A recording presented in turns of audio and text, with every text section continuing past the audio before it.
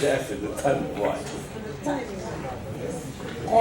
Olá, bom dia a todos. Vamos dar continuidade. Essa é a nossa terceira mesa do dia, não é? E a mesa anterior era filosofia árabe, essa mesa filosofia indiana, né? Então nós temos dois comunicadores, o Lincoln Zacconi e o nosso convidado internacional, não é? O Gabriel Martino é da Universidade de Buenos Aires, Argentina, não é?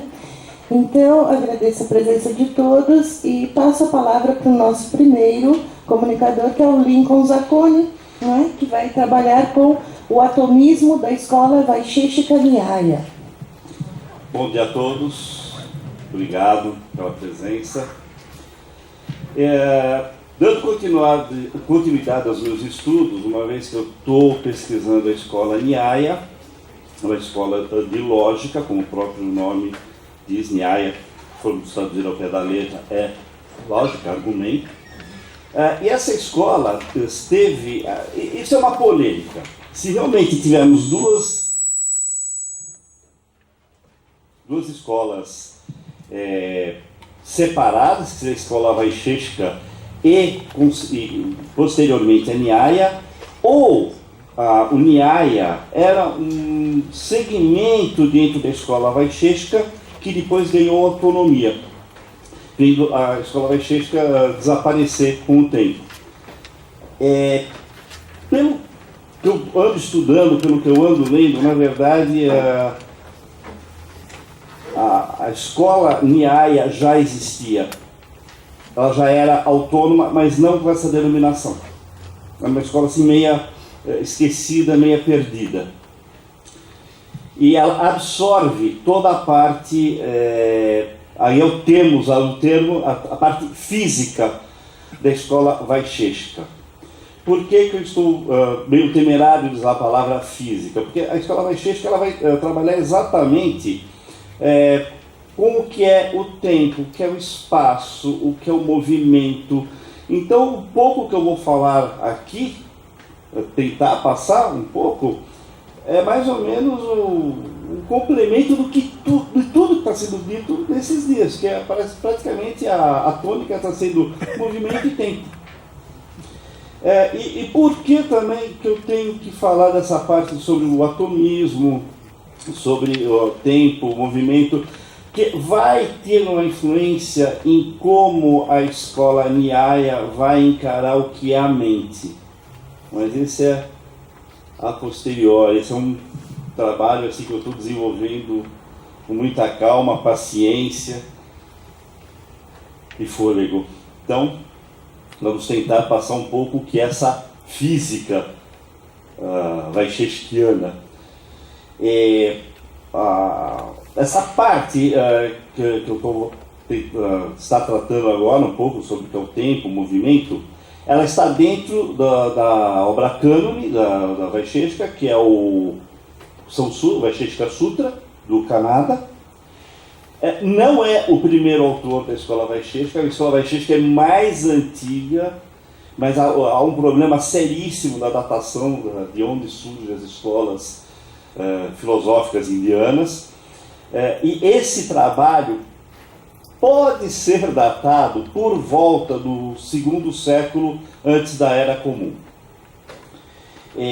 A tradução, eu não li diretamente do sânscrito, mas eu peguei a tradução feita para o inglês por Nandalal Sinha e a tradução dos comentários de Sankara Mishra sobre a obra do Canadá. É interessante que o Canadá ele vai tentar classificar tudo que existe no universo, tal qual os jainistas, que vão classificar tudo para saber o que realmente é vida, o que não é vida. Então eles têm todo um sistema taxonômico extensíssimo do que são as relações vitais e uma lógica própria também para poder administrar essa taxonomia. O Canadá também vai fazer a mesma coisa, ele vai tentar classificar e conceituar cada elemento. Então, as características de tudo aquilo que pode ser conceitualizado e, consequentemente, nomeado e definido no mundo através de comparação e contraste é a ciência do Vaiśeṣeka. E se a gente pegar a raiz da palavra Vaiśeṣeka, a professora Lídia me ajuda nessa hora, que seria a contraste, diferenciação. Então, exatamente, o próprio nome da escola está dizendo ao que ele se presta. Então, ele vai começar a fazer essa enumeração de tudo que acontece e vai tentar fazer um acompanhamento teórico dessa conceituação que ele faz até chegar no conceito do anu, que seria a partícula fundamental. A maioria da literatura sânscrita fala-se paramanu, mas na obra dele ele usa a expressão anu, simplesmente.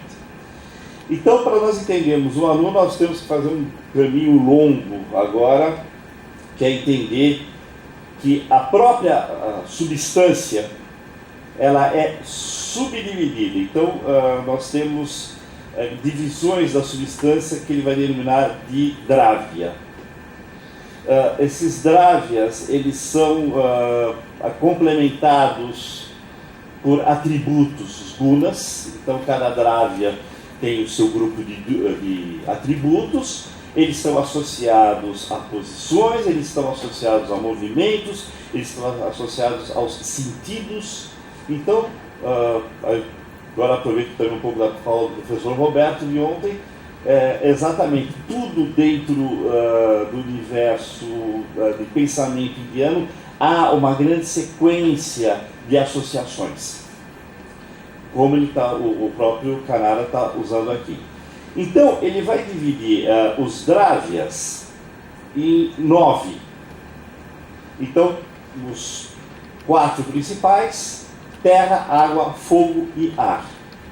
E o 5º elemento, que é a akasha. A tradução de akasha é um tanto complexa, porque cada escola de filosofia indiana vai tratar desse termo de uma maneira diferente. Mesmo dentro da escola Vaiśeṣeka, nós vamos ter uns 3 sentidos diferentes. Ele usa às vezes como espaço, às vezes ele vai usar como substrato, às vezes ele vai usar como, 4, como elemento do sentido metafísico e substrato do som. Então o som só pode existir por meio de akasha. Esses 5 primeiros elementos, nós podemos dizer que são a matéria em si.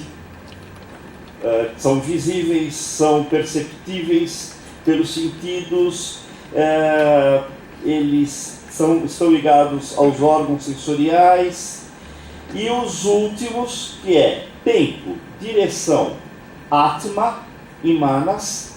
Aqui atma tem um sentido um pouquinho diferente também dentro da escola Vaiśeṣeka, que vai ser aquilo cuja mente é.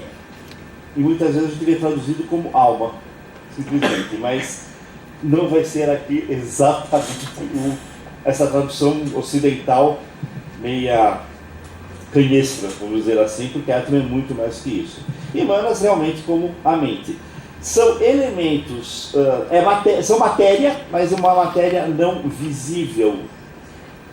É uma matéria que existe, mas os sentidos não fazem acesso a ela. Do que o tempo, o espaço, atma e mente são denominados os eternos. São aqueles que não, a princípio, não mudam.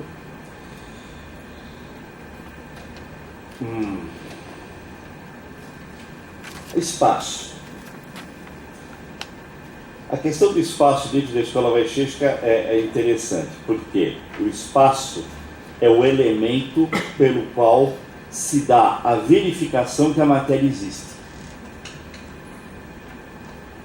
Se tem algo que está ocupando o espaço, então isso é matéria. E eu percebo o espaço ou pela presença da matéria, ou pelo certo distanciamento entre matérias consecutivas. Então, isso que ele vai definir como espaço.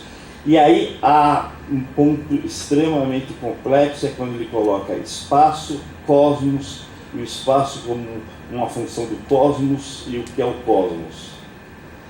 Vamos ver se eu consigo chegar a esse ponto.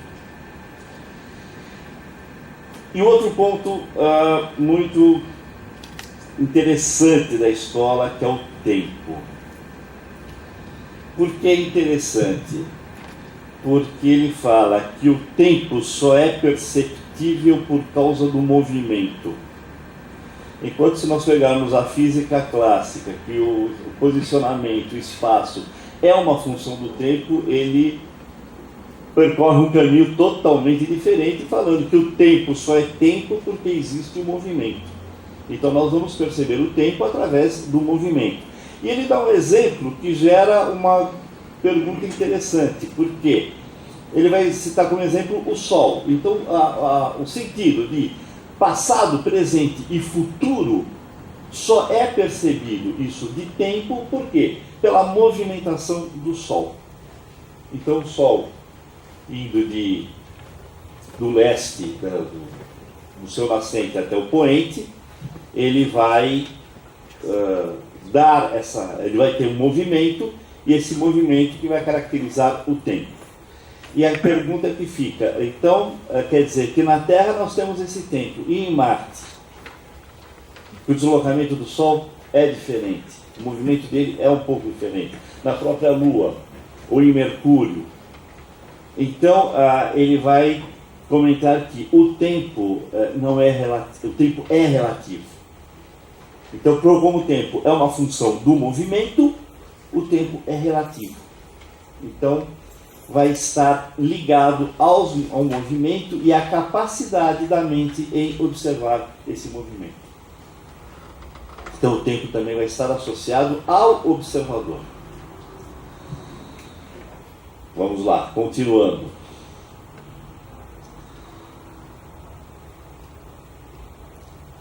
Ambos, o espaço e o tempo, são caracterizados por um conjunto comum de atributos,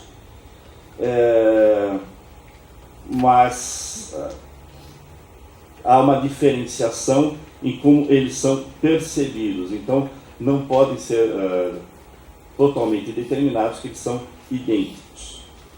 Pode ter uma mesma denominação, mas essas qualidades elas vão estar um pouco entendidas diferentes, principalmente pelo grupo de atributos que é junto e separado. O que seria o junto e o que seria o separado. Então, no espaço, eu verifico isso plenamente. Então, se eu consigo observar uma única matéria, o espaço está junto. Se eu consigo ver duas matérias, há uma separação. Então, eles estão separados, há um espaço entre elas. No tempo, eu não consigo observar isso. É uma coisa única. E acho que é um pouco de ligação até com o que o Jefferson está trabalhando. Depois discutiremos isso, se eu sobreviver. Então, o tempo, retomando um pouco, é dito como uma ação específica. E ele usa a expressão karma. Então, o tempo é um karma, no sentido da ação mesmo.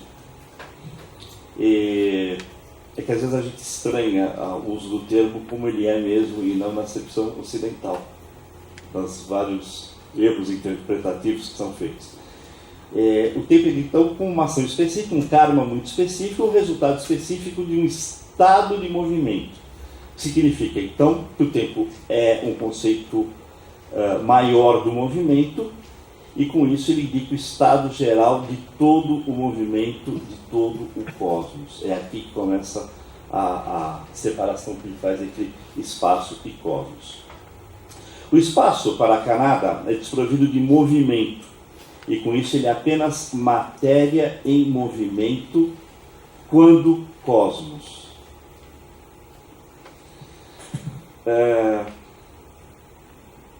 Lendo, eu não sei se a minha interpretação é a mais correta, mas o que lhe dá a entender é que o cosmos, o espaço, ele é homogêneo.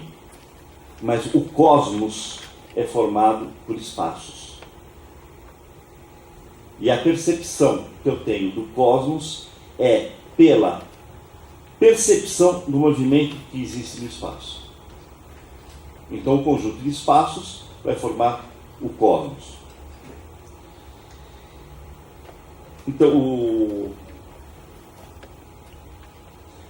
Sankara Misra, ele vai comentar que o espaço é uma singularidade única, sendo que o próprio espaço é um atributo do espaço. Ele se autorrefere. E o espaço é aquele que consegue fazer a diferenciação entre o uno e o duo. Então, é por isso que me levou a essa interpretação do cosmos ser um conjunto de espaços. Porque é um elemento de separação. Realmente eu tive muitas dúvidas para interpretar essa sala. Estou tendo dúvidas terríveis para lidar com esses conceitos. Essa singularidade que o comentador cita, ele implica que para qualquer direção que se vá, o espaço tem que estar no mesmo estado.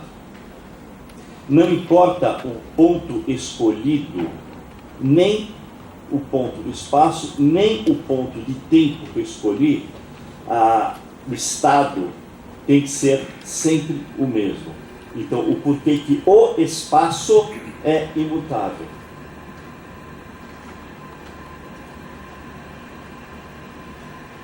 Mas o que se dá às mudanças do espaço são os movimentos da matéria.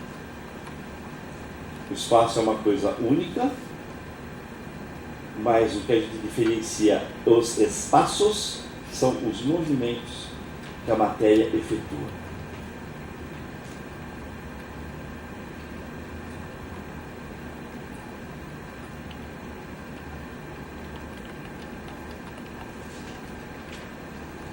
O espaço e o tempo, só falta assim, que bom. O espaço e o tempo, eles são uma matriz fundamental do mundo material. E a mente, como observadora, não pode escapar tanto do espaço como o tempo durante o processo de observação do universo. Essa parte ela é muito importante para depois se entender o que vai... Bom, eu vou pular um pouco, vamos entrar na partícula fundamental. Toda a matéria é formada por um número infinito de partículas fundamentais, denominada anu.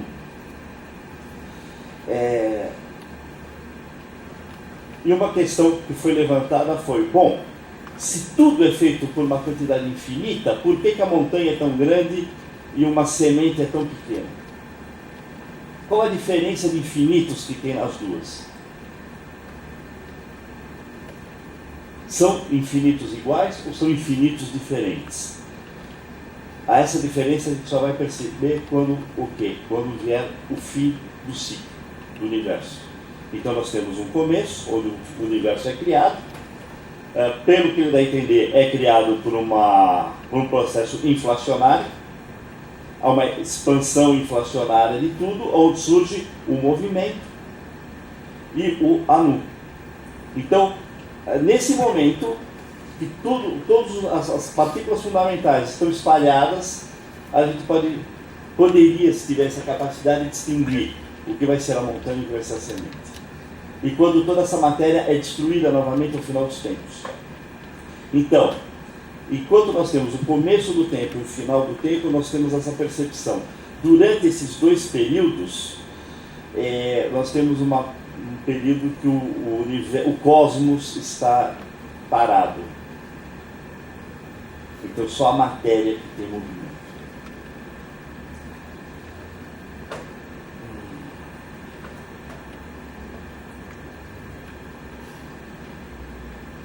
Só um pouquinho que já está acabando o meu tempo. ou seja, meu tempo está colapsando, está indo a zero, e essa é uma característica do cosmos, a tendência dele colapsar depois de um tempo. E aí é onde a gente vai observar a existência ou não dos anus. O anu, aí, eu poder, não sei, é aquele medo de fazer comparações. O Kanada poderia ser chamado de realista, porque ele fala, olha, você não consegue ver o anu. Não tem como. Pode usar qualquer instrumento que exista no universo. Você não vai conseguir ver anu. Mas você percebe a ação de anu. Então, se existe a matéria, é porque anu existe. Se existe um movimento, é uma potencialidade de anu, aí lembra um pouco de mônada, que é uma potencialidade que está dentro da matéria gerada por anu. Então, você não vê, mas você vê, sente e observa tudo que ele pode fazer. E aí ele vai discutir qual a forma de anu. E a conclusão que ele chega é o seguinte, é muito interessante, é uma conclusão geométrica. Ele fala, como a influência de anu se desloca para todas as regiões possíveis, como um centro de radiação, então ele só pode assumir a forma de uma esfera.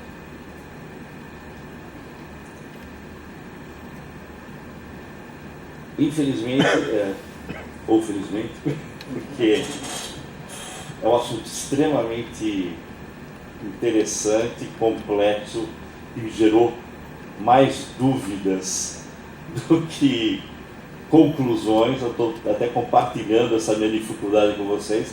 Quem sabe nas perguntas eu posso até começar a pensar alguma coisa mais, tomar um caminho diferente nesse estudo. E como a mente ele considera como uma percepção de anu.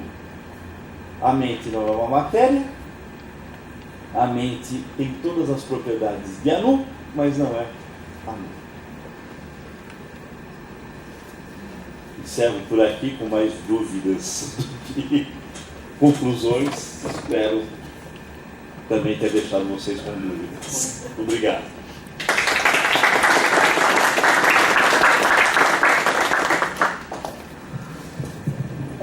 Agora seguimos com a exposição de Gabriel Martino e vai ser em inglês, não é? Ele vai ler em inglês.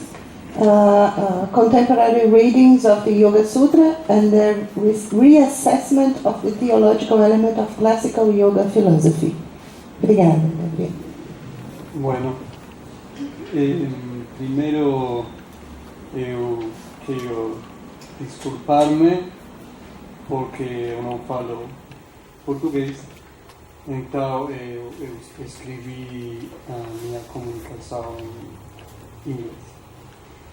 Well, então eu vou falar em inglês. First of all, I would like to thank the organizers of the conference because in Argentina we don't have conferences in Indian philosophy or Oriental philosophy, so this is a great opportunity for me as well to share and to learn from your work. Thank you very much. Well, so I'm going to comment about some new interpretations about the theological element of the Yogasūtra, and mainly old interpretations of the same element, and I'm going to question these old interpretations. Ishvara Pranidhana Dva, or from the devotion to the Lord. This can be the translation of this very short sutta. With just 3 words, Patanjali manages to give rise to a heated dispute about what seems to be an important element in the system he is expounding. And he achieves this not only in relation to the successors of his own tradition, but what is even more remarkable, to people distant in time and in space, and culturally and linguistically quite foreign. What is the nature of the Lord? what does Patanjali mean with devotion or pranidhana? What is it exactly that arises from devotion to the Lord? And as an alternative to what, va, he uses the particle va, is this devotion presented? Maybe we can ask, before we begin our analysis, if the raising of all these questions and the attempts to answer them might not have been part of Patanjali's purpose with his cryptic and condensed sutric speech.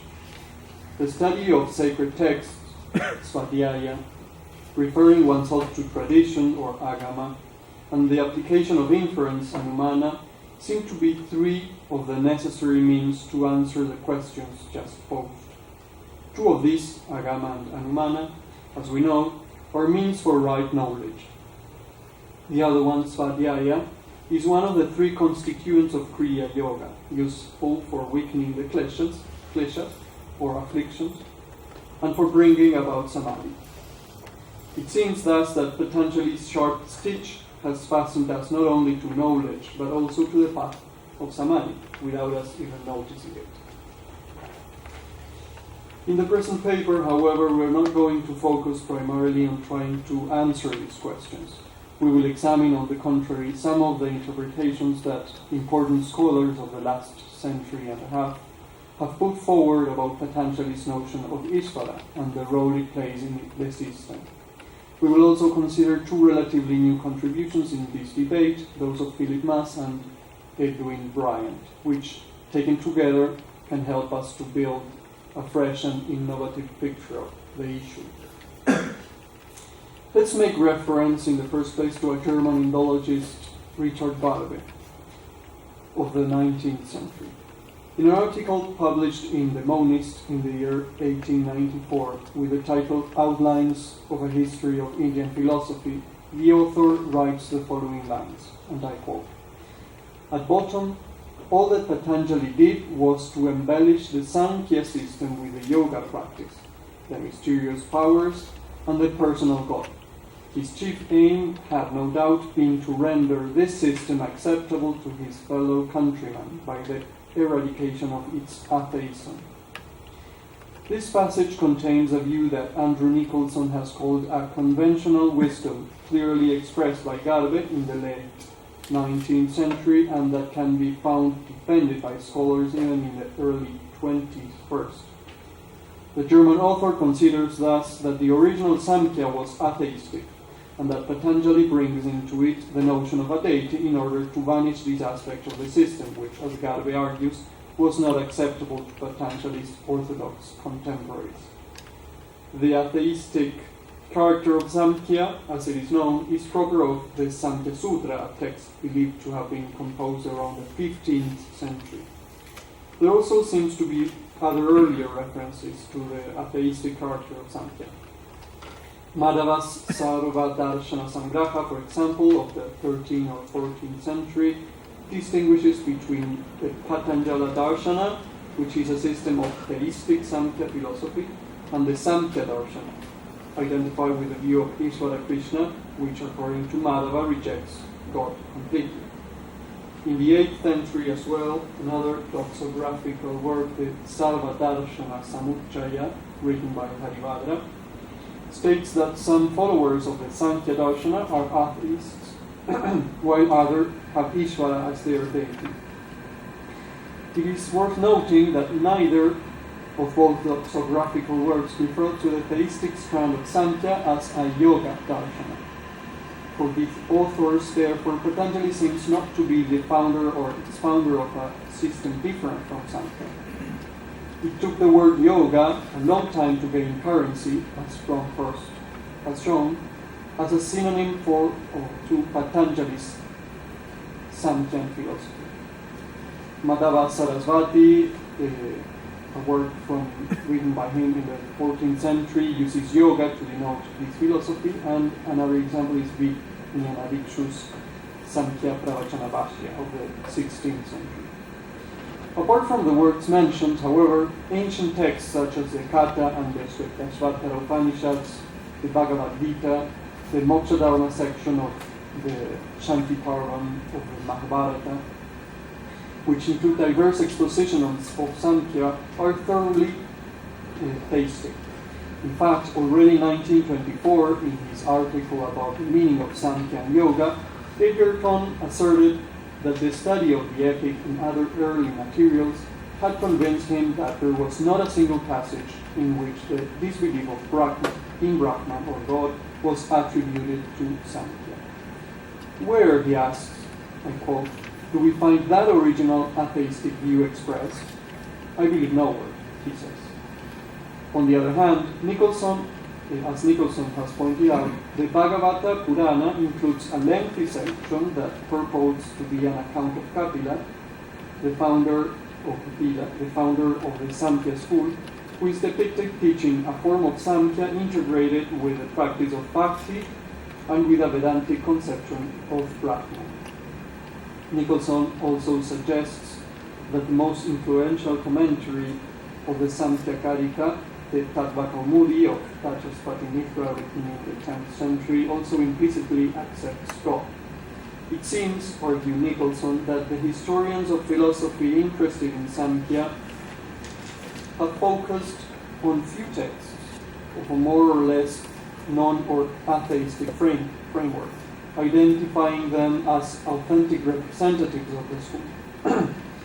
This procedure, he adds, leaves out an enormous body of literature that claims to represent Samkhya teachings and that it is theistic in its outlook.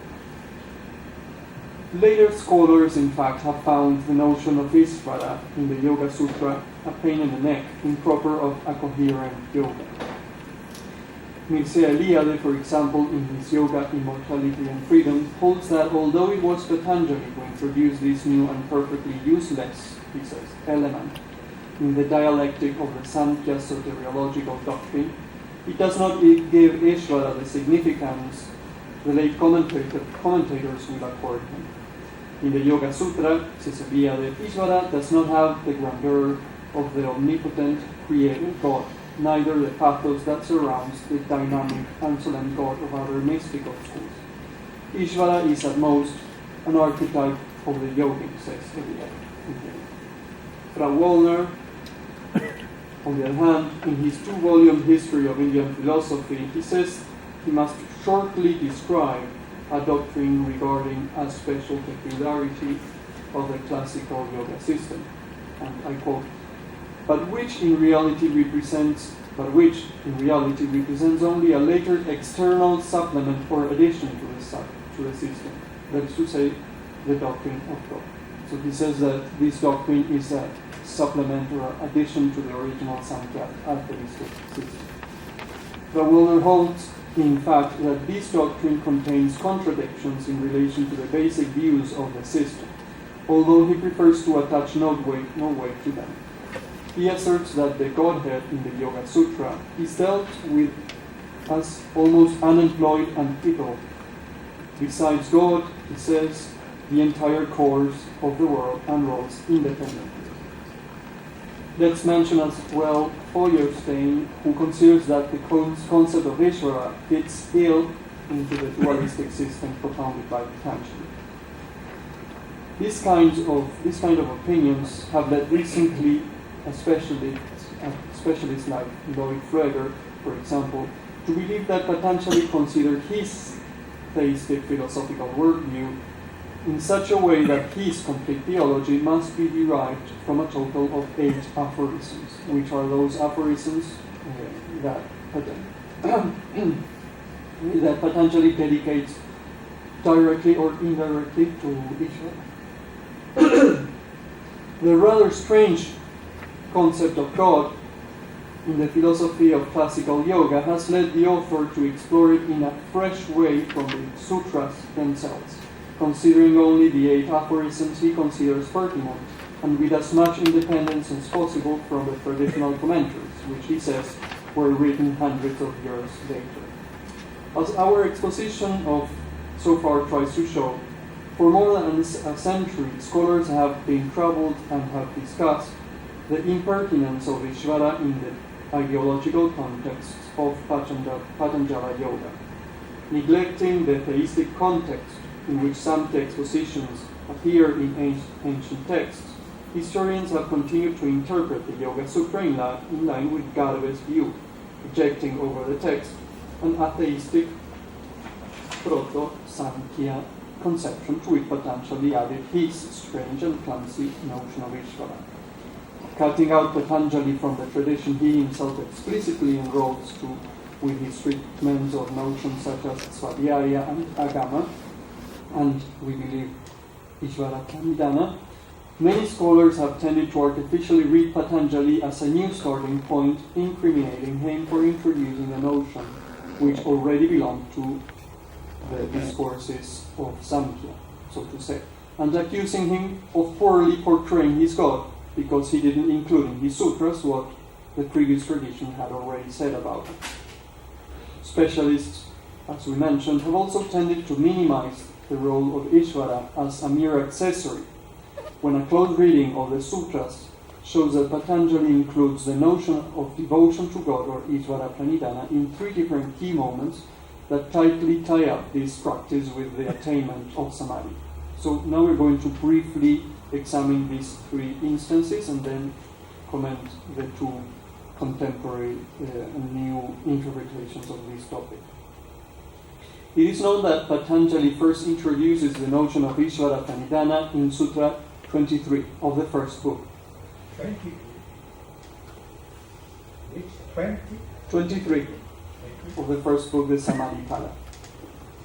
As we cited above, the aphorism can be translated as "or from devotion to the Lord." It has been discussed what is the other member of the disjunction, va, or.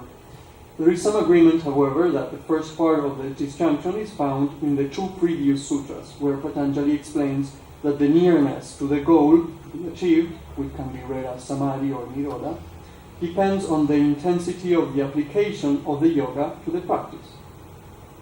A difference arises, hence, from the fact that the application is mild, middle, or extreme, or from devotion to the Lord. Notice that Patanjali is neither putting in disjunction alternative practices nor alternative causes of the achievement of samadhi. He is just mentioning the possible origins from where the difference regarding the nearness, asana, of the goal arises. So we can say, between those who are similarly devoted to the Lord, the difference would come from their effort and application. But from those who are equally applicated, the difference comes from the devotion to the Lord. The next place where Patanjali introduces Ishvara Pranidhana is in the first sutra of the second book. Here it is stated that Kriya Yoga consists of austerity, tapas, svadhyaya, or study of sacred texts, and devotion to the Lord. It must be noticed that there is no disjunction introduced here, and that Patanjali is not merely describing possible causes for a difference in the attainment of samadhi, but he is enumerating the 3 practices that together are comprised by Kriya Yoga. We should remember as well that the second sutra of the second book, states that the purpose of Kriya Yoga is to bring about samadhi. The third place where Ishvara Pranidhana is dealt with is in the exposition of the Ashtanga Yoga, in the description of the niyamas, or observances, the second anga. Patanjali enumerates purity, content, austerity, study of sacred texts, again and again, devotion to the Lord. In this new instance, Patanjali doesn't make devotion to the Lord an option either, just as none of the other 4 niyamas is optional. Niyama in its place isn't an optional anga of the Ashtanga Yoga, just as none of the other 7 angas are. Our brief exam of these 3 instances where Patanjali introduces the notion of devotion to the Lord has tried to show that they don't seem to present this practice as a mere dispensable alternative. Not more dispensable, at least, than any of the other disciplines with which it appears mentioned in the Yogasūtra. It must be noticed, in the second place, that the notion is included in the 2 different systematizations about yoga that Patanjali offers in the treatise, the Yoganga and the Kriya Yoga. We have to consider, thirdly, that when Patanjali dedicates one sutra to each of the niyamas, in Sutra 45 of the second book, he states that from devotion to the Lord, the perfection of samadhi arises.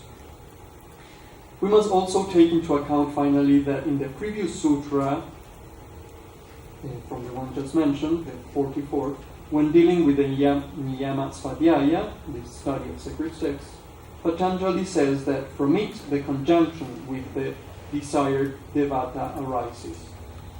This proximity between Svadhyaya and Ishvara Pranidhana, thus, is not only expressed in terms of their common presence in the two systematizations of yoga, but it is also explicitly stated in terms of an internal connection between the two practices.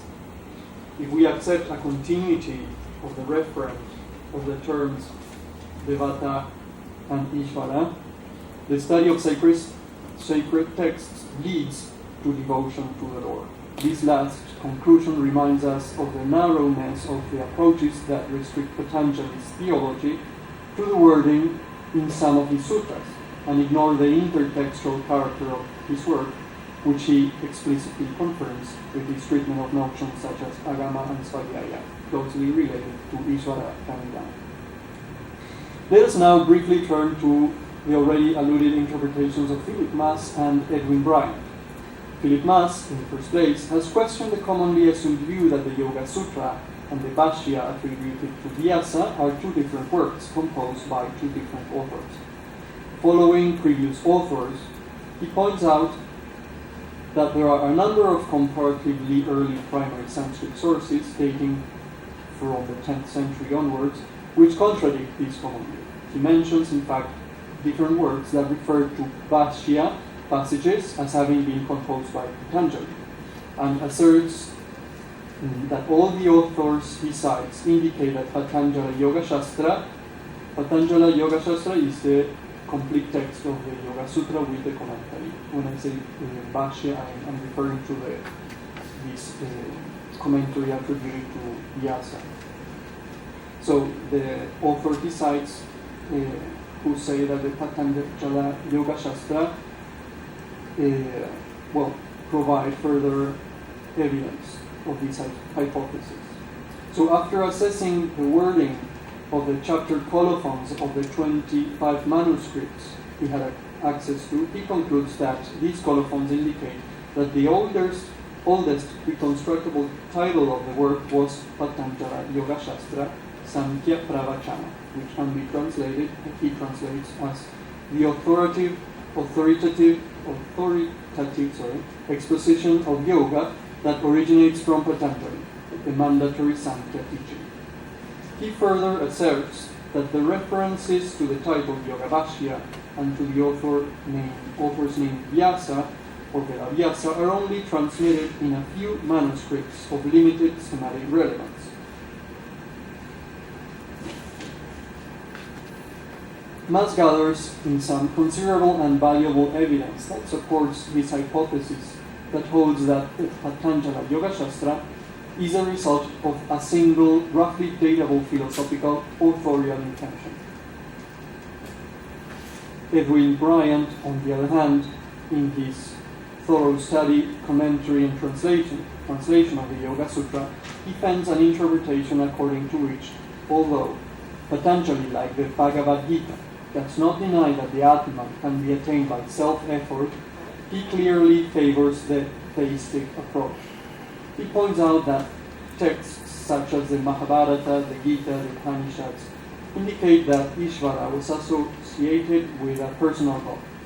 And I quote, "One would need compelling grounds to renegotiate the meaning of the term as it is used and understood by the entire later philosophical tradition in general in the pre-modern period. The term cannot be extricated from its traditional context." Accordingly to this approach, the author asks, in Patanjali's day and age, what options would there have been for any type of Ishvara theism other than the Narayana Vishnu or Shiva-derived traditions? Patanjali's system, concludes Bryant, can stem only from these pre-existing Vaishnava or Shaivite strains.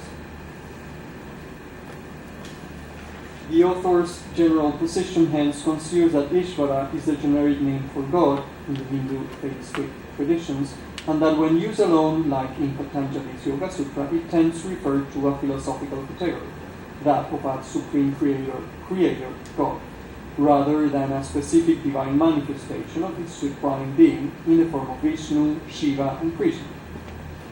Factually, however, points the author, yogis over the past 2 millennia have been associated with these devotional sects and tend to interpret this category in terms of a specific chosen devata and to add its name onto the Om mantra.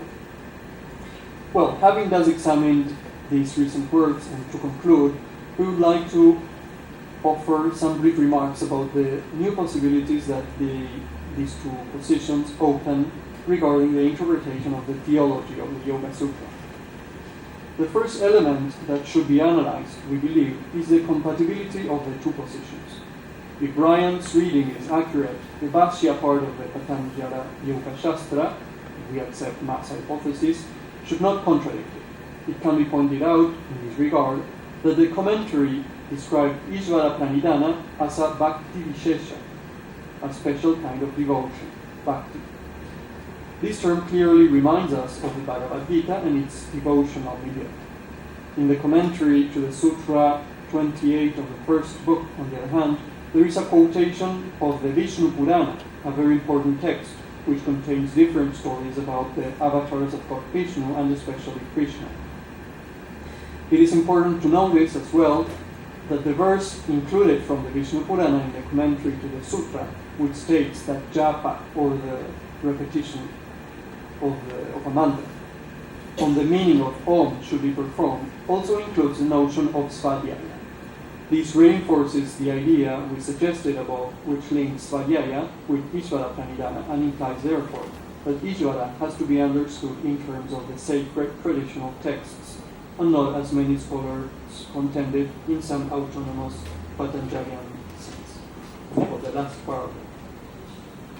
These very few examples, we believe, are enough to give us a hint that reading the theological aspect of the Patanjala Darshana, taking as our starting point the interpretation of Mass regarding the Yoga Shastra and the stress that Brian puts in the necessity of reading the Yogasūtra in its context, can prove to be fruitful and illuminating. It shows us as well that our knowledge of some aspects of Indian philosophy, at least, still needs much revisioning. We consider that there is much to be improved in terms of the methodologies we apply in our investigations and in terms of the presuppositions we project over the texts we study. But what seems to be even more urgent, there is still quite a lot of work to be done in terms of what the texts themselves that we study are, their unity, their limits, and their relation to their contexts. Maybe these new endeavors of the scholars of the 21st century are new ways of practicing svadhyaya, or the study of sacred texts, which, if it won't take us to samadhi, it will hopefully take us at least to the correct knowledge of tradition. Thank you very much.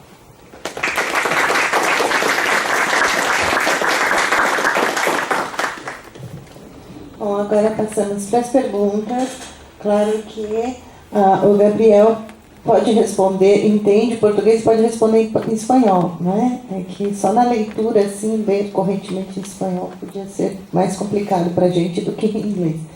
Mas passamos para as perguntas, então.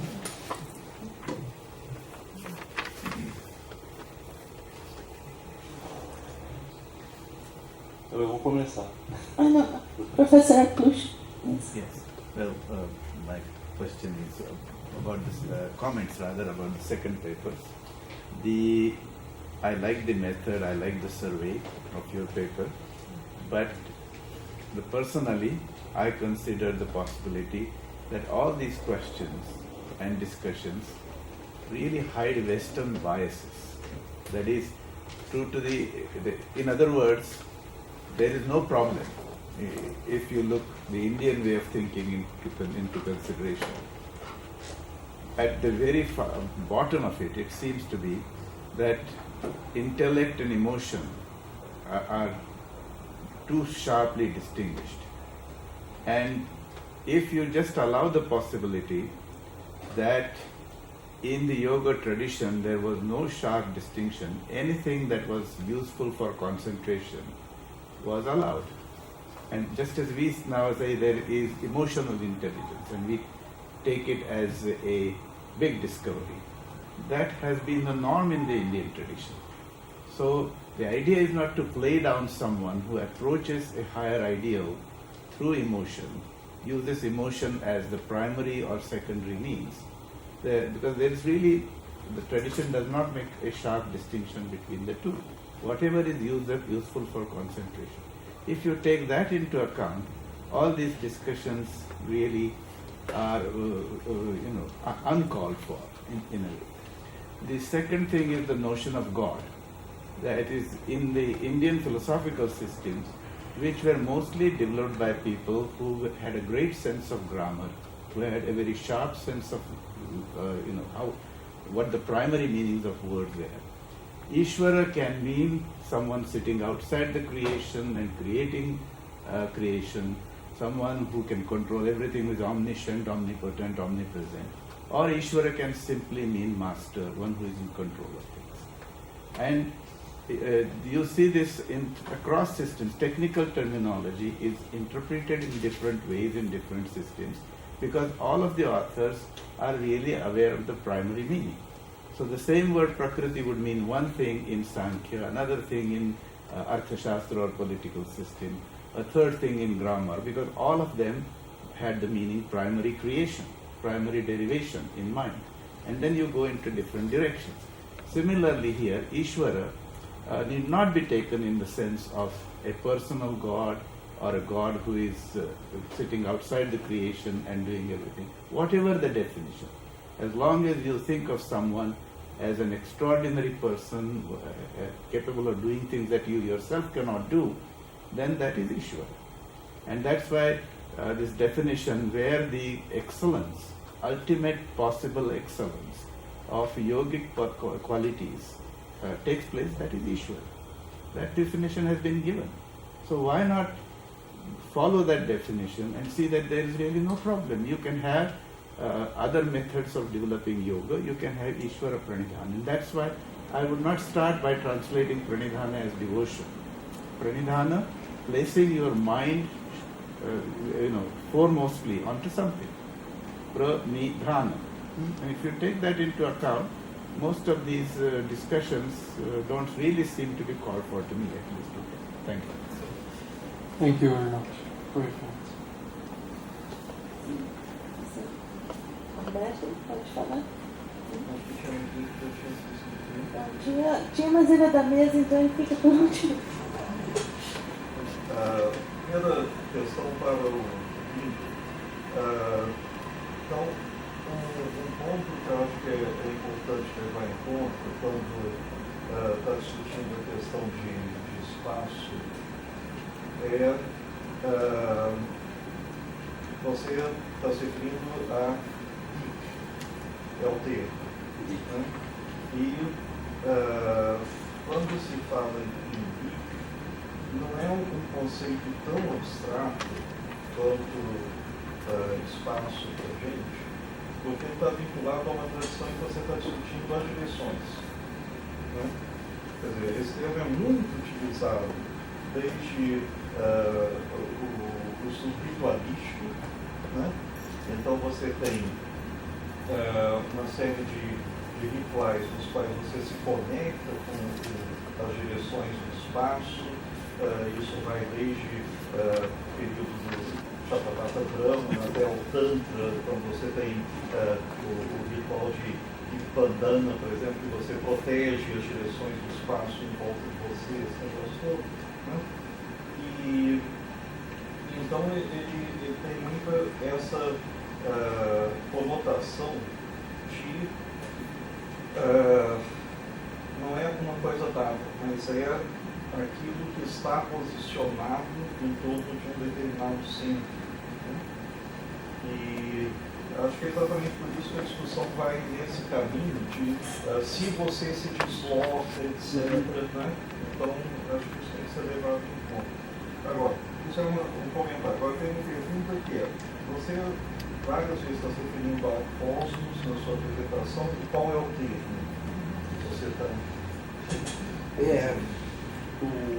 Eu usei a palavra cosmos por causa da tradução que usei. Eu não tive acesso ao termo instância. Ele teve, mas ele ainda está aprendendo língua e ainda não aprendeu a ler o texto. Né? Não, realmente. Puxando a orelha dele agora.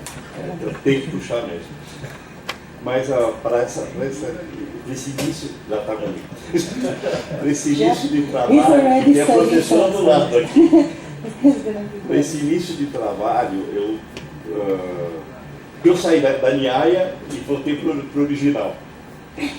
E por causa de tempo, eu peguei já uma tradução para o inglês. E eu senti muita dificuldade. Não pelo inglês, mas realmente não ter achado o original para eu poder comparar. Até que uma coisa que eu preciso fazer urgente agora é realmente, primeira coisa, pegar os termos básicos, ver como foram traduzidos pelo Missão Mundial e usar a numeração dos sutras. Que isso vai me ajudar muito a ver como o Kanada vai pensando, como ele vai organizando. E voltando um pouco ao comentário, realmente toda essa parte de espaço que ele fala é direcional. O tempo todo e sempre a mente como centro da observação. E aí ele fala de um outro termo que foi usado como cosmos, que seria o conjunto. Aí falei, poxa, mas o espaço, o cosmos é direcionável ou só o espaço é direcionável? E aí já toda essa minha confusão na compreensão do texto. Que isso vai voltar para o Nyāya. Porque o Nyāya vai começar a discutir o porquê a mente, o porquê da percepção da mente, se a mente e o processo da mente é uma dualidade ontológica ou é uma dualidade lógica, e volta exatamente a esse direcionamento. Então, é uma parte que realmente eu estou com uma dúvida medonha sobre. Está pisando em ovos sobre e o medo, né, de usar um termo que não esteja na correta adequação. E o grande problema do sânscrito, que para mim não é um problema, mas a capacidade que ele tem de se adaptar àquela linguagem filosófica específica daquela escola. Acredito que é a capacidade de criar termos, não é? Com sufixos, prefixos e infixos, e ser preciso. É muito preciso. Para criar vocabulário filosófico. Como ele vai, o termo a caixa, como ele vai costurando o conceito também muda. E o próprio Dick. Então, Dick existe mostrar, apontar alguma coisa, né? É o deítico, é o que aponta, o Dish. Dish é lugar no espaço. Será que lugar não faz mais sentido do que espaço na hora de eu evocar isso aqui? Eu estou pegando um texto, você está pegando um texto de século II antes de Cristo, né? Ele já está num raciocínio interessante de que espaço interrompido, não é? Espaço entrecortado por presença de matéria. Quer dizer, o lugar é um contínuo, mas a matéria o interrompe. Exato, e a partir do ponto que eu consigo ter um observador centrado, e a partir desse observador centrado, aí usar o Dick, se direciona até a matéria, aí eu percebo a posição do espaço em relação ao todo. Então, a gente tem essas traduções, até drávia como substância. É substância no sentido de que o Vaiśeṣeka é uma escola que não nega a realidade da matéria de forma alguma, assim como o Sankhya também não é? Nem o Yoga. Não tem, esse papo de Maya aí não dá certo no Vaiśeṣeka, nem no Sankhya. É interessante que é uma visão da física e da própria filosofia da ciência atual, né? Por exemplo, o átomo, a gente não sabe o que é o átomo, mas está aí em todas as provas que ele tem. Anu significa pequeno, gente. Não é um adjetivo, significa pequeno. E aí Paramanu, o super ultra pequeno. Não é? Isso que é o termo sânscrito. Eu estranho o porquê que usa somente Anu. E Os quando scholars da época. é Anu para os íntimos, não é para não para os que estão chegando. Pode ser. É uma questão hierárquica de conhecimento. Então, eu pensei também, Lincoln. Oi. Eu tenho, gente, fiquei ansiosa nessa mesa, é assim, a minha praia, algumas das minhas praias, né? Então eu tenho uma questão que já estou discutindo com o Lincoln e tenho uma pro Gabriel. Deixa eu só fazer uma rapidinha para ele. Tá. Como é conceituado esse dualismo? O dualismo, como você citou, dentro da escola sempre, como eles entendem esse dualismo? En el Yogasūtra. É. Bueno, el Yogasūtra no desarrolla las concepciones de Prakriti y Purusha, sino que las toma por sentado, digamos. Es como que no es en ese sentido un tratado que podríamos llamar metafísico, digamos, y se distingue justamente por eso del Samkhyakarika, ¿no? Todo, digamos, el desarrollo es más de corte psicológico dentro del Yogasūtra, y se indican las prácticas, los efectos de las prácticas. De todos modos, bueno, podemos decir que Purusha es caracterizado como el drashtri, ¿no? Como el que ve, ¿no? Y como el testigo, exacto. Y ni siquiera, bueno, y Prakriti, por otro lado, es aquello a partir de lo cual se desarrolla todo, ¿no? Y en ese sentido es muy interesante lo que planteaba el profesor, es que incluso los contenidos intelectuales más sutiles también son productos de la Prakriti, ¿no? El Prakriti, el intelecto es un producto, uno de los diferentes productos que surgen o de manifestaciones de Prakriti. Entonces, tenemos por un lado Purusha y por otro lado Prakriti, que se manifiesta en una numerosas instancias, y justamente lo que hace el Samkhya es enumerar esas instancias, que es interesante ver el paralelismo con lo que usted comentaba de la escuela Vaiśeṣeka, porque ahí se distinguen, ¿no? Pero también se enumeran, ¿no? Es un procedimiento semejante. Bueno, y dentro de este dualismo, muchas veces lo que los autores dicen, si hay realmente un dualismo entre Purusha y Prakriti, bueno, ¿cuál es la función de Ishvara, ¿no? Claro, y además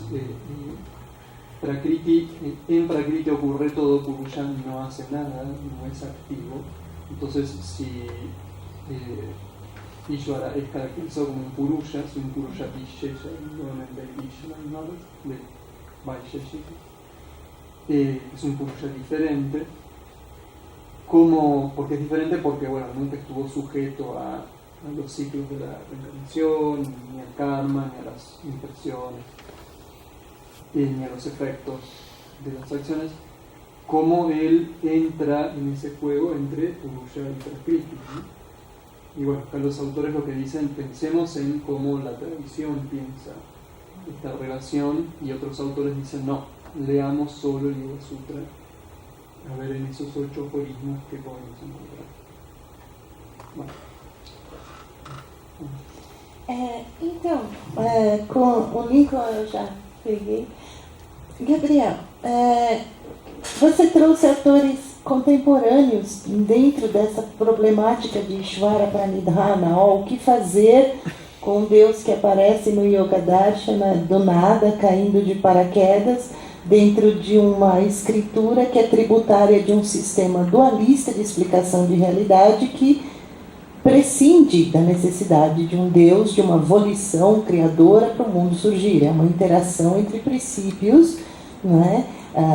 Um inteligente, um não inteligente, que forma, não é, a novela do universo que está se desenrolando, houve vários, e tudo isso inserido dentro do contexto indiano da visão de surgimento e dissolução ou entropia de universos. Então, mesmo o indiano de vários séculos antes de Cristo, já tributário desses discursos, já acreditava que não era o primeiro nem o último universo esse em que ele estava existindo, não é? Que há uma sucessão, não é, de universos e existe um momento da não existência de nada, não é, que é uma Mahapralaya, a grande dissolução, não é?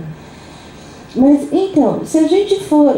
Então, você trouxe vários autores contemporâneos em cima dessa problemática, mas me pareceu, vamos pensar aí como sankhyanos, que alguns desses autores estão forçando movimentos de Bhakti Yoga muitos séculos posteriores ao nosso Patanjali, não é? Que foram movimentos, claro, que se apropriaram sim dessa legitimação de que existe um Senhor, não é? Ishvara, lá pelo Yogasūtra, mas se você pega Patanjali e o Yoga Bhashya de Vyasa, não é? Que é tão importante que está atrelado ali, né? Até pela própria tradição. Não, leia, mas leia junto com esse comentário, senão não vai dar nem para começar, né? Mas se você pega o Patanjali e o comentário, você não tem uma postura bhakta ali, não é essa a questão. Ele tenta trazer esse Deus para convencer um adepto do Sankhya. Ele fala, não, é o mesmo princípio inteligente idêntico de todos os seres, a testemunha de tudo que existe, que é desprovida, ela própria, de mente, de temporalidade, de espacialidade, enfim. Então, você tem, e ele usa muito, ele fala que o denotador e conotador, aquilo que é Ishvara, se realiza pelo pranava, pela sílaba Om. Então, a questão que eu tinha pensado é, ele esqueceu, ele não mencionou esses sutras que falam do Om como frequência de operação de Ishvara, é algo, quando você chegar no Om, você está na frequência em que opera Ishvara, e Ishvara, então, esse Senhor. Ishvara é um título, não é um nome, é o Senhor. Isha, tem até Ishvara, né? Mas o yogi o acessa de um jeito também extremamente técnico, não é? Esse nosso yogi que segue Patanjali, porque ele vai meditar em Om. E aí, quando ele conseguir ouvir o som de Om, ele está em Ishvara, né? Isso é diferente dos movimentos bhaktas, devocionais que vieram depois e que ao mesmo tempo isso é semelhante sim a essa questão que o professor também a Kluster observou, que é o Ishta Devata, é uma coisa muito importante no pensamento indiano, é a sua divindade escolhida, não é esse Deus nome tal, aquele Deus esse, não. É o Deus que lhe é caro, o Deus que está na sua cabeça e que é bom o bastante para que você deseje conhecê-lo. Esse serve de motivação, não é? De caminho. Então, bom, queria que você falasse algo a respeito aí do pranava. Bueno, sí. Por un lado está la cuestión de que es difícil echar con precisión los textos, ¿no? Entonces ahí ya como que estamos en un terreno especulativo en alguna medida, es decir, bueno, si establecemos una cronología, tengamos en cuenta que tiene un carácter hipotético en cierta medida. Por otra parte, por favor, habla más sí, cerca del ahí está. micrófono que podamos. Sí, lo que recién decía es que cuando hablamos de fechas y establecemos cronologías, tenemos que tener en cuenta que son cronologías en cierta medida hipotéticas, ¿sí? O tienen cierto grado de carácter hipotético. Con lo cual, hablar de antes y después es problemático para mí, porque así lo entiendo yo. Y si nosotros tomamos la Bhagavad Gita y consideramos que la Bhagavad Gita es anterior al Yogasūtra y hay, digamos, importante bibliografía que respalda que la Bhagavad Gita es anterior al Yogasūtra, como por ejemplo un libro publicado en 2005 por Angélica Magina, sí, que fecha la composición definitiva tal como nosotros lo conocemos hoy de la Bhagavad Gita. alrededor del siglo II antes de Cristo, ¿sí? Y los autores, por ejemplo, que yo acabo de citar, los últimos, fechan al Yogasūtra alrededor del siglo IV después de Cristo, ¿sí? Entonces, al ser un texto bastante posterior, por lo menos que se fija, ¿no?, en su forma tal como nos llega a nosotros podemos recurrir a la Bhagavad Gita para decir, hay elementos en el Yogasūtra, ¿sí?, que retoman la Bhagavad Gita. No vamos a proyectar la Bhagavad Gita en los Yogasūtras, no, pero sí podemos, digamos, contrastar el Yogasūtra con la Bhagavad Gita como posible, ¿sí?, antecedente. Y de hecho hay muchos elementos, si nosotros contrastamos, digamos, ambos textos que coinciden y que nos hacen pensar que, bueno, podríamos pensarlo como un antecedente. Y después, respecto del Om, justamente algo que señala Bryant es que si nosotros tomamos la noción o el Om, ¿no?, tal como es presentado en las Upanishads, está íntimamente asociado con Brahma, ¿no? Entonces, dice Bryant, podemos desligar en el Yogasūtra el Om, ¿sí?, con esa concepción upanishádica, podemos desligarla, ¿sí?, con una concepción tradicional. Bueno, si nosotros leemos al Yogasūtra fuera de su contexto, ¿sí?, y bueno, por ahí sí, pero si lo leemos en su contexto, tal vez no. Entonces, eso es lo que a mí me parece como interesante, ¿no? Yo creo que metodológicamente puede ser un primer paso, ¿no?, útil leer al Yogasūtra solo, pero que después tenemos que contextualizarlo. Y aparentemente contextualizarlo no es solo, digamos, leerlo junto con los textos previos, sino, como dice más, tener al Yoga Vajja, no solo para poder entenderlo, porque por ahí si no ni se entiende el Yogasūtra, sino también porque, por ejemplo, en los manuscritos que nos transmiten el texto del Yogasūtra, no está solo el Yogasūtra, en ningún manuscrito antiguo, sino que está siempre el Yogasūtra con el Yoga Vajja. No nos llegaron manuscritos antiguos del Yogasūtra solo. En aquellos manuscritos no tan antiguos que nos llega el Yogasūtra solo, se ve claramente que es una copia que extrajo los sutras del Yoga Vajja. Entonces, esto por lo menos a mí me da a pensar que es necesario reconsiderar y repensar y releer los Yogasūtras desde estas perspectivas y ver qué nos aportan estas perspectivas. Obrigada. Você temos tempo, não é mesmo?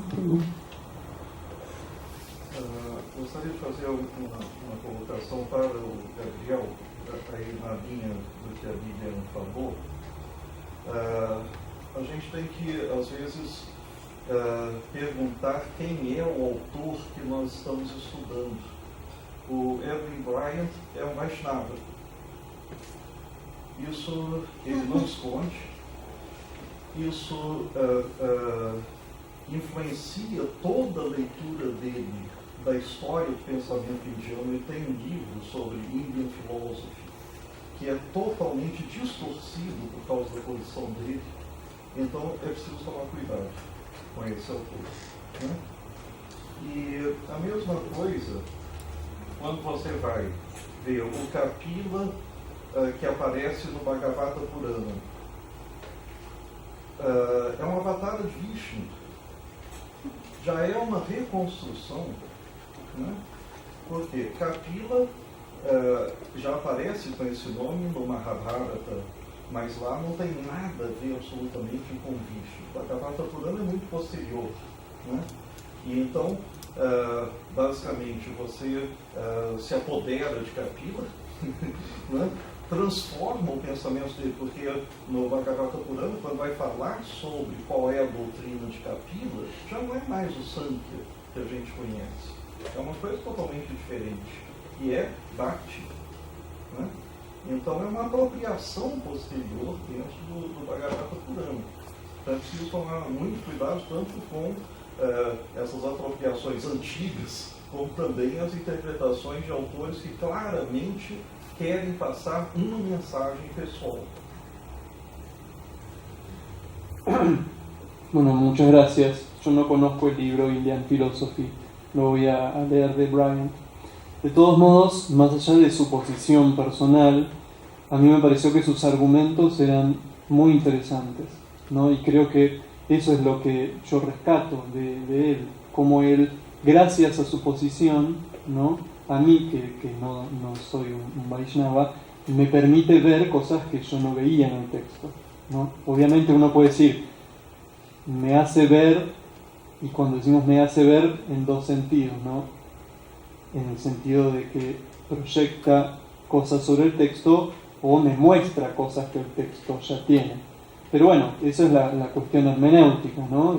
Digamos, hay un texto puro, bueno, creo que lo interesante de los diferentes abordajes es que nos muestran diferentes aspectos del texto y el modo en que esos abordajes argumentan a favor, me parece que es lo que hace que sea rica. Por eso a mí su lectura me pareció enriquecedora.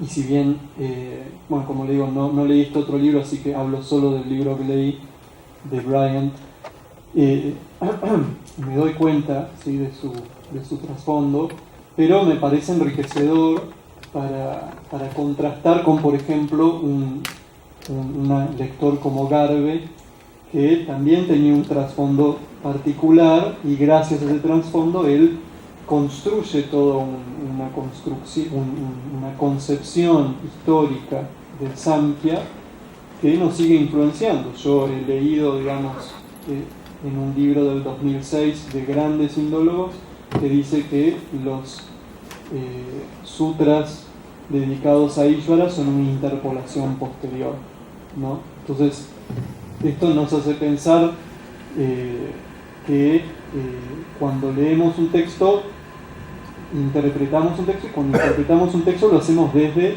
un bagaje previo. Y bueno, eso en cuanto a la primer, digamos, aspecto de sus señalamientos. Después, en cuanto a el tema de la Bhagavata Purana, acá yo reconozco, no es un texto que yo he estudiado mucho, pero sí sigo a Andrew Nicholson, que él, digamos, los comentarios acerca de la Bhagavata Purana que cito son de él. De todos modos, su comentario me invita a leer en detalle el texto para poder, bueno, enriquecer mi comprensión. Muchas gracias. Em termos de tempo da nossa mesa, acho que alguém mais tem alguma questão aí breve para a gente pode encerrar? Anu? Uma questão Anu? Não, aí ela não é visível nem perceptível.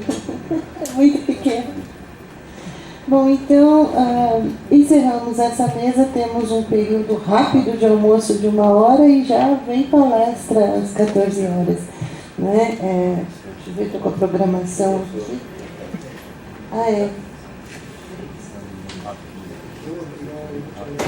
Agradeço muito a todos os presentes e aos convidados à mesa.